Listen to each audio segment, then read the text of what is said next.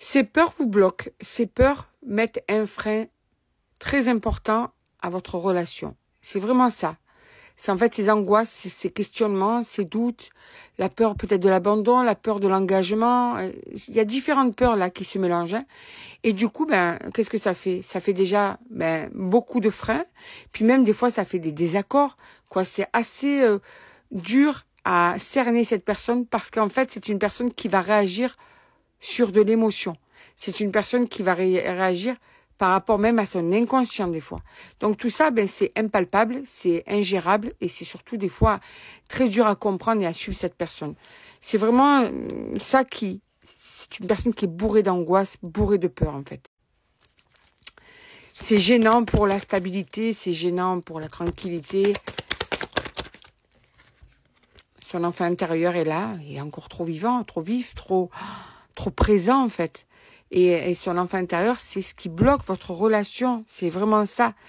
C'est une personne qui peut avoir aussi une espèce d'impulsivité, d'exagération d'émotions, d'emportement des fois, de changement d'humeur inattendu, quoi. Tout ça, c'est dû à ses peurs, enfouies ou non. En tout cas, moi, ce que je peux te dire, c'est que votre rencontre est quelque chose qui a été marquant autant pour toi que pour cette personne. La rencontre forte. Vraiment, c'est quelque chose qui a été, comment te dire ça, inattendu, mais marquant.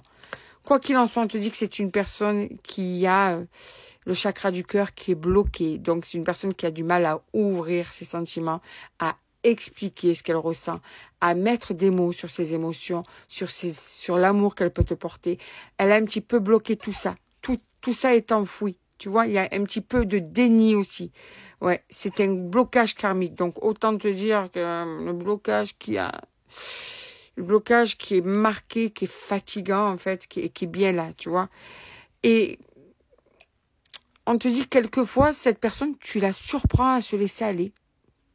Et quand elle se laisse aller à t'aimer, à s'ouvrir un petit peu, il y a des retombées positives puisque automatiquement le dialogue, l'émotion est dans le positif. Donc automatiquement, ça permet de se sentir mieux.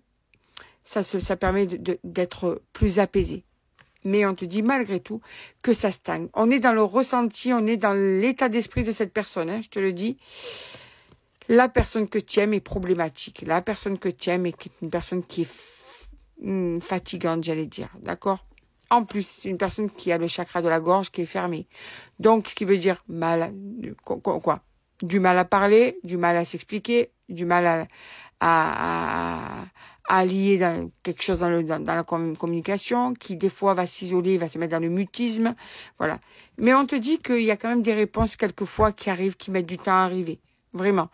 Ça met du temps, mais de temps en temps, ça peut arriver. Par contre, on te le dit, ça va être un combat avec cette personne. À toi de voir ce que tu veux faire.